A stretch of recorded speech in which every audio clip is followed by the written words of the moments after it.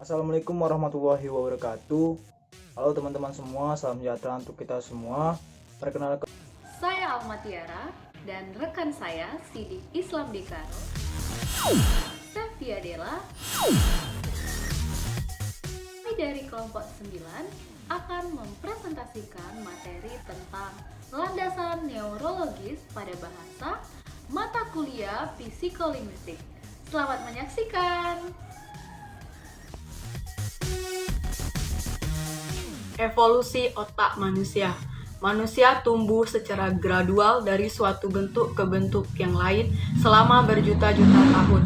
Salah satu pertumbuhan yang telah diselidiki oleh para ahli paleontologi menunjukkan bahwa evolusi otak dari primat Australopithecus sampai dengan manusia masa kini telah berlangsung sekitar 3 juta tahun.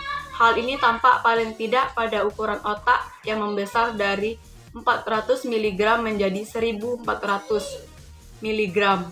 2. Otak manusia persis otak binatang. Di samping bentuk tubuh dan ciri fisik lain, yang membedakan manusia dari binatang adalah terutama otaknya. Dibandingkan dengan beberapa binatang lain seperti monyet dan anjing, volume otak manusia memang lebih besar. Akan tetapi, yang memisahkan manusia dari kelompok binatang, khususnya dalam hal penggunaan bahasa, bukanlah ukuran dan bobot otaknya. Kalau dilihat, kerbau dan gajah jelas mempunyai otak yang lebih besar daripada otak manusia. Tetapi tetap saja, makhluk-makhluk ini tidak dapat berbahasa. 3. Kaitan otak dengan bahasa. Titik tolak yang umum dipakai adalah setelah penemuan-penemuan yang dilakukan oleh Broca dan Wernicke pada tahun 1860-an dari struktur serta organisasi otak. Tampak bahwa otak memegang peran yang sangat penting dalam bahasa. Materi selanjutnya akan dipaparkan oleh saudara Sidik. 4.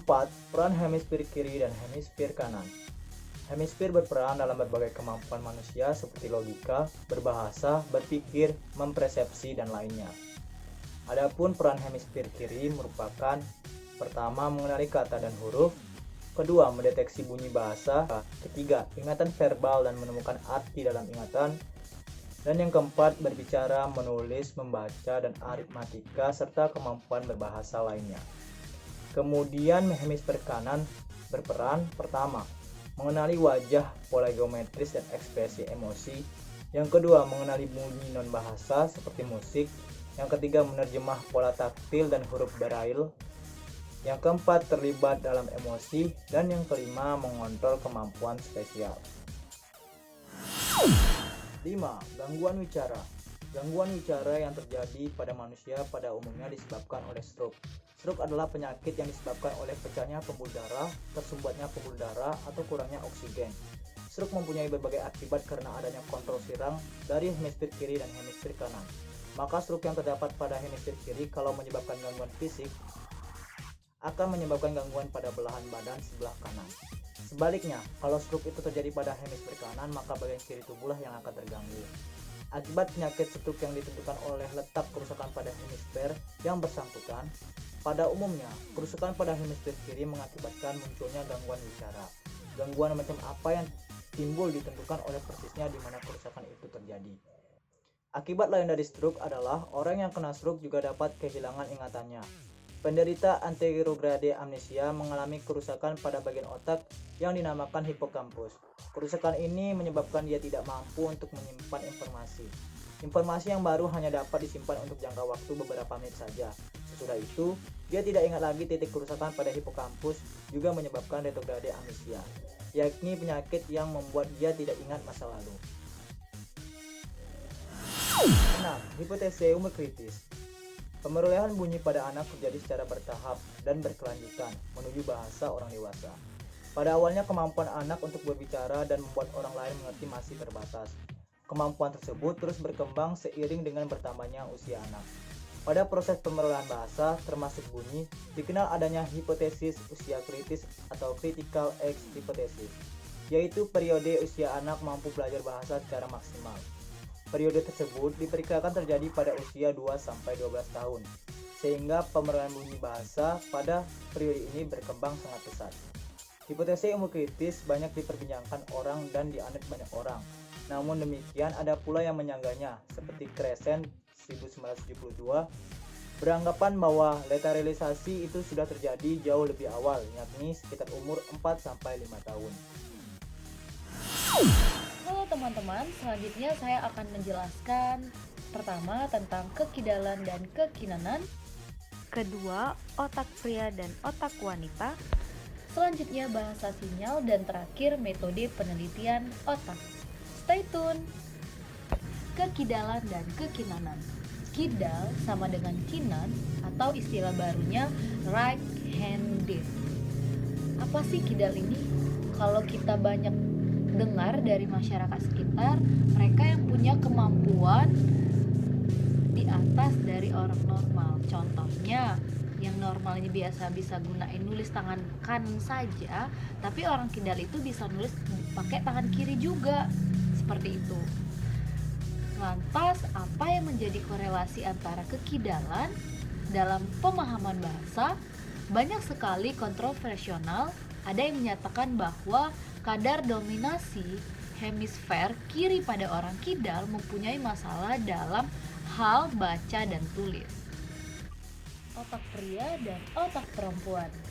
Kita lihat dalam proses pemrolehan bahasa antara laki-laki dan perempuan itu sangat berbeda. Perbedaan ini dipengaruhi oleh budaya dan genetik. Selanjutnya bahasa sinyal. Bahasa sinyal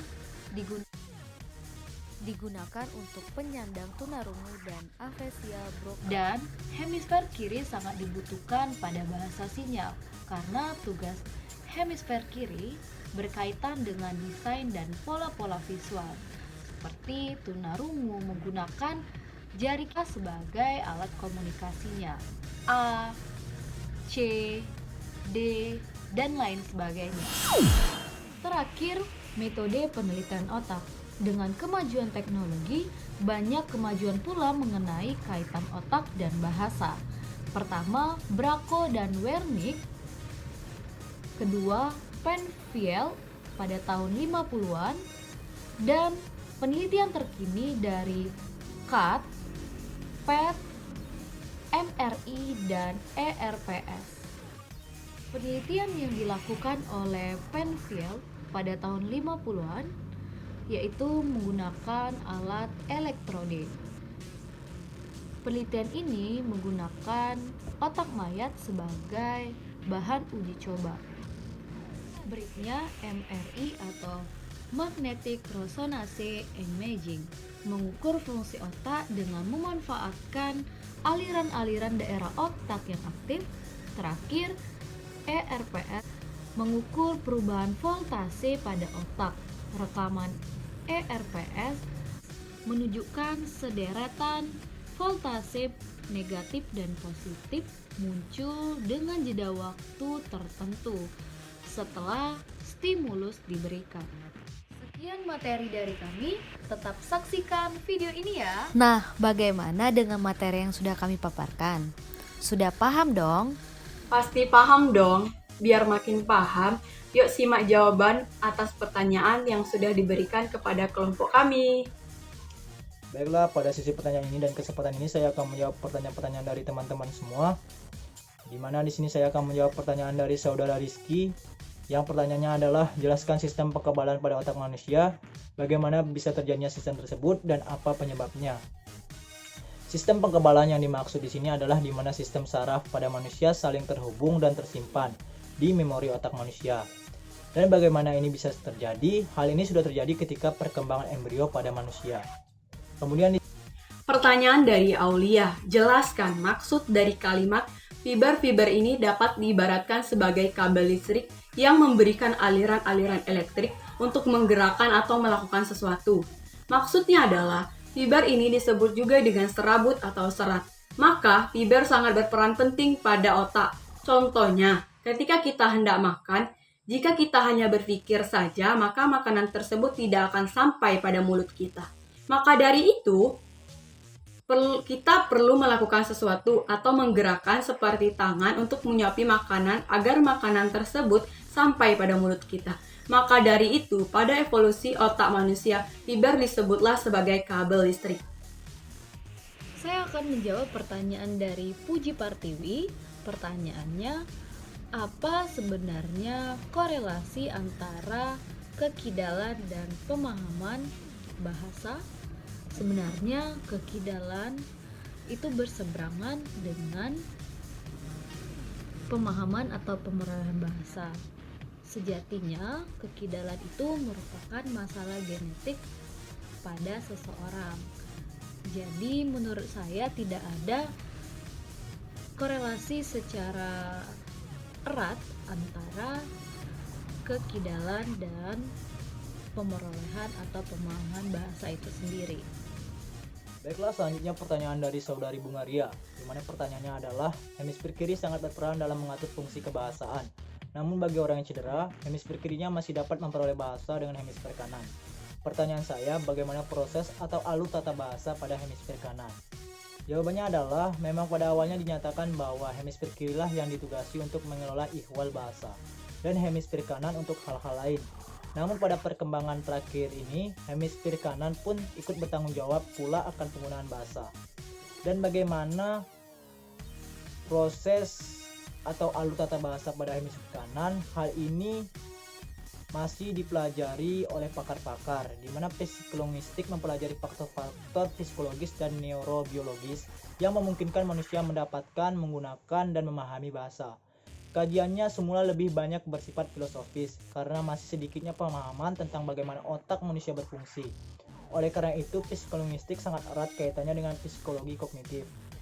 Penelitian modern menggunakan biologi, neurologi, ilmu kognitif, dan teori informasi untuk mempelajari cara otak memproses bahasa. Sekian, terima kasih. Pertanyaan dari Konita Luvia yakni, coba jelaskan secara singkat tugas dari lobe frontal dan lobe temporal.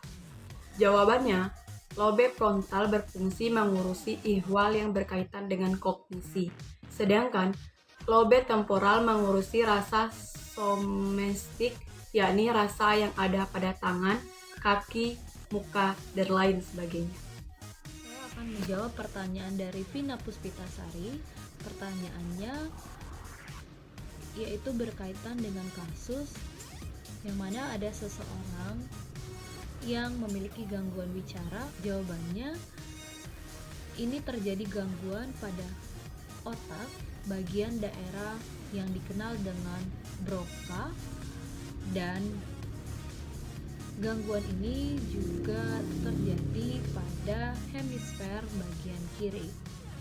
Sumbernya dari Broca. Bunga dedap di atas para anak Jambi pasang pelita.